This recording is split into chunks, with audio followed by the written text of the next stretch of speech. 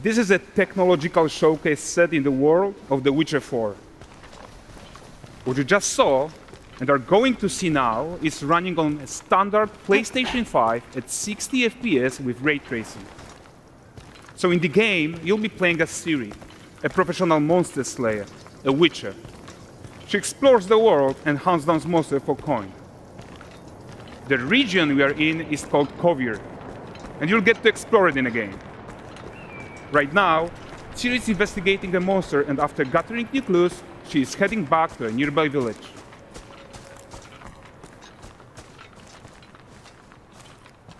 All right, everyone, meet Kelpie. Let weeds be weeds, Kelpie. So just like Geralt and Roach, Ciri has her own loyal companion. We return to town. These two characters need to feel like one. Since you're gonna explore the world on horseback, riding needs to feel seamless, natural, and just fun. Yeah, and to support that, we're introducing multi-character motion matching in Unreal. So Ciri and Kelpie, they're perfectly synchronized when mounting from any angle and speed. And we also support root motion movement on Kelpie, so controlling her feels realistic and grounded. And there are also some really nice improvements to our Unreal Chaos Flesh Solver and these machine-learned deformations. So you've got realistic muscles moving and stretching under Kelpie's skin without compromising the performance there.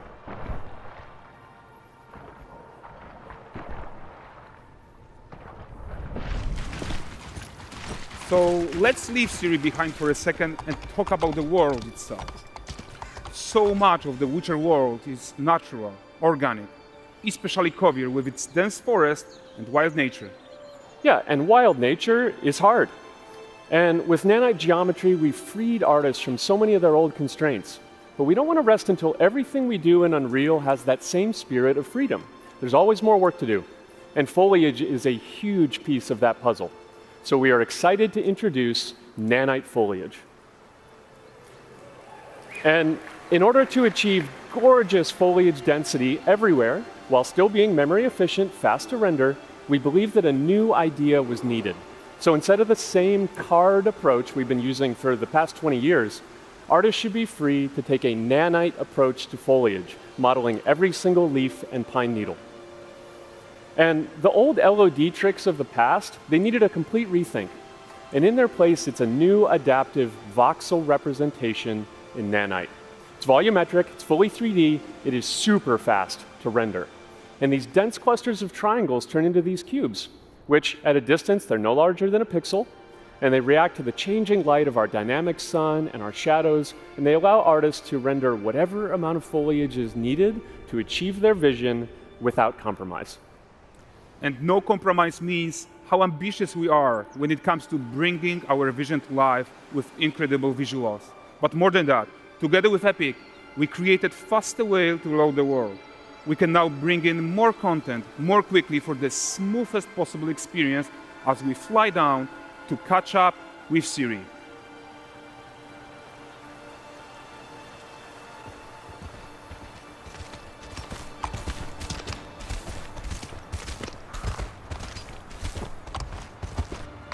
Welcome to Valdrest.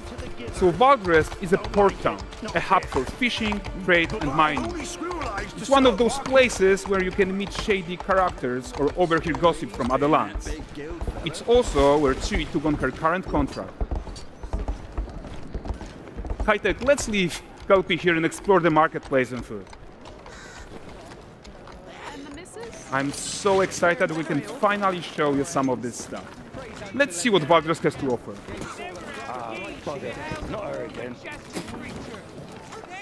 Not even at the Land Exeter Fair! Now, 9 gazes while I present him with a fish. For the furry rascal will often wait, and the fair's weight grants good fortune. Here, have they?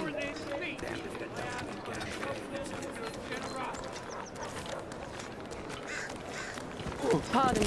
Guys, notice how responsive the world is. Character actions directly affect what happens around you, sometimes even setting off chain reactions. Everything is working together.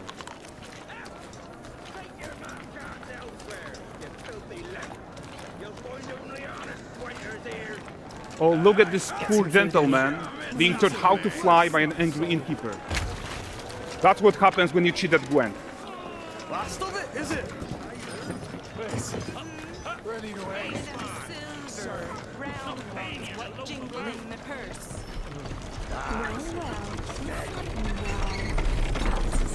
Okay, so this is the guy who gave the quest his own.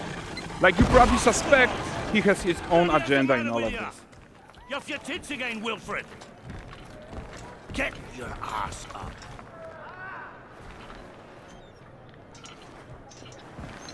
A typical day's toil. Who in? With Churres. What news of my wagons? No eternity is taking that damn salt to arrive. I found them. And, well, suffice to say, they'll not reach you.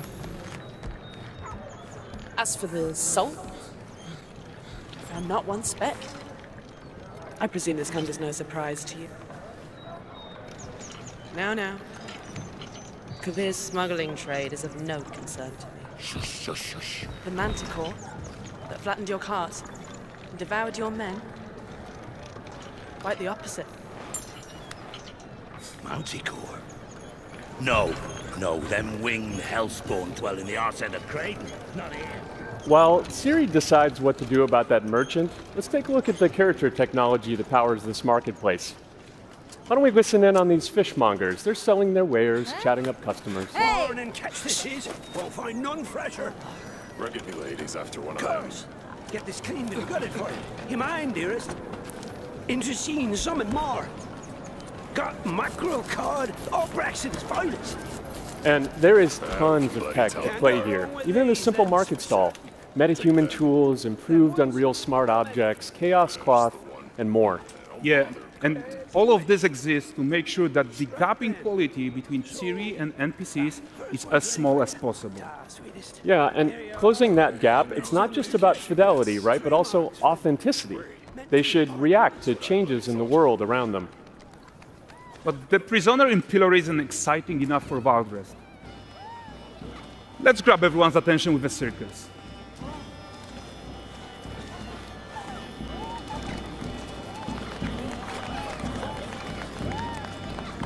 But the great performance deserves a huge crowd though. Let's crank it up.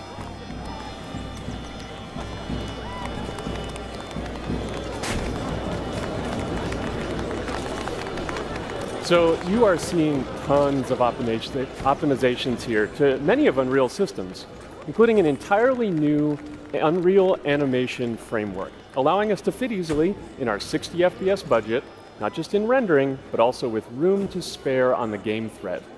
Over 300 animated skeletal mesh agents all going about their business. And the whole point is to leave breathing room for developers like you to introduce the gameplay and the systems that your players expect, empowering you to make your worlds come to life without Unreal standing in your way. You are right, and that's the open world RPG that we're making. But before we wrap up, how about one final check-in with Siri?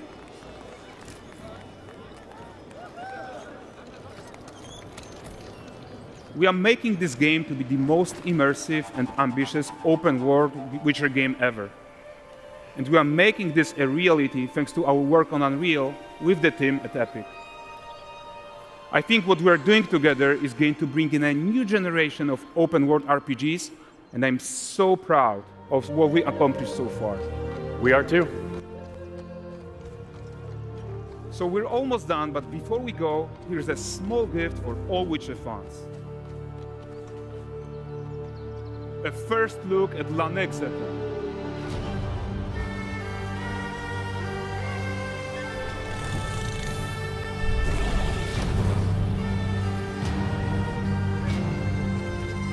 Onward, Kelby. With what?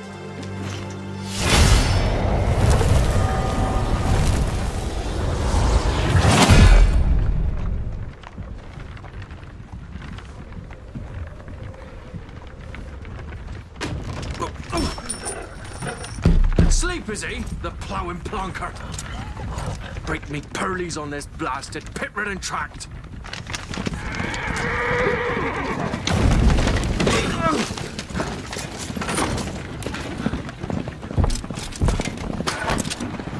He's veered off dry road. Oi! The devil's after Just running from!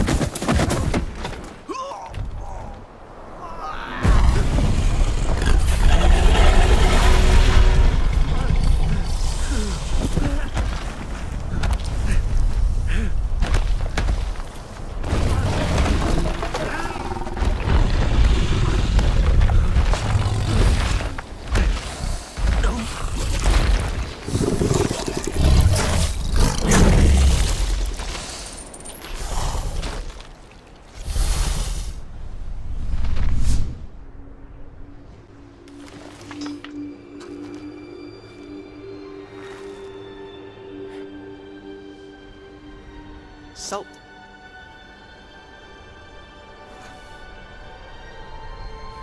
Almost had me fooled, Fruin.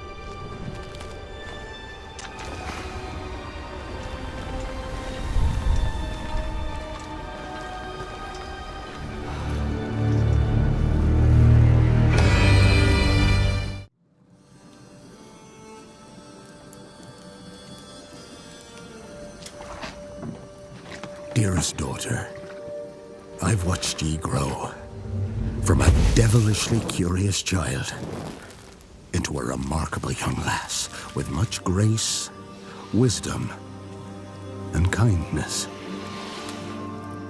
Tain't the easy times what shape us, nay. 'Tis how we rise to face the hard times what does that for us. You've an heart of gold. You've the spirit to overcome adversities aplenty. Darling, sweeten. Today's the day ye fill out your destiny.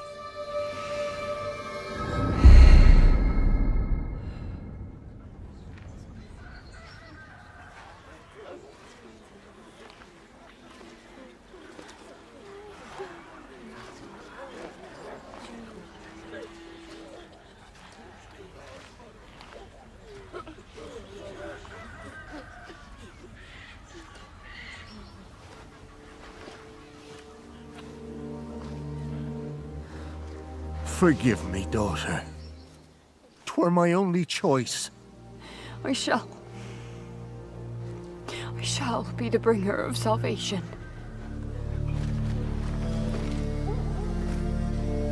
A witcher? Witcher! Whose coin did ye take? Nay, you can't. 'Tis tradition. Chosen she is, by the gods! No! You chose her.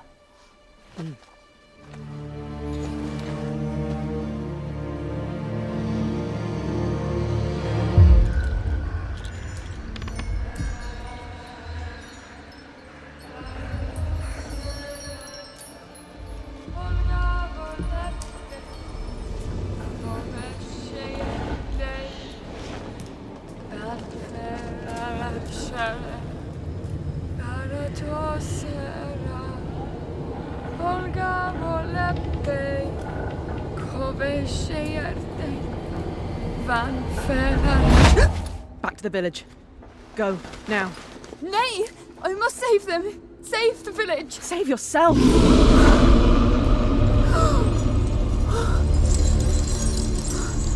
Run!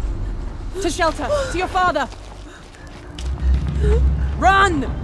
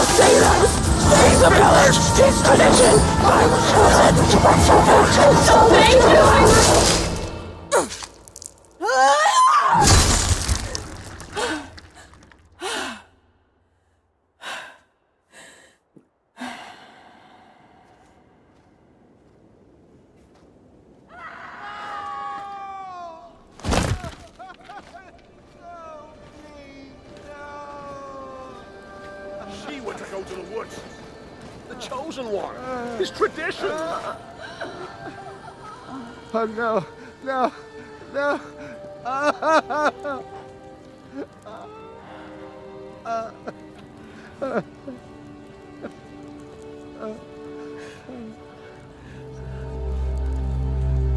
It's all we wanted. For her to go to the woods. To go to the gods. Gods? There are no gods here. There are only monsters.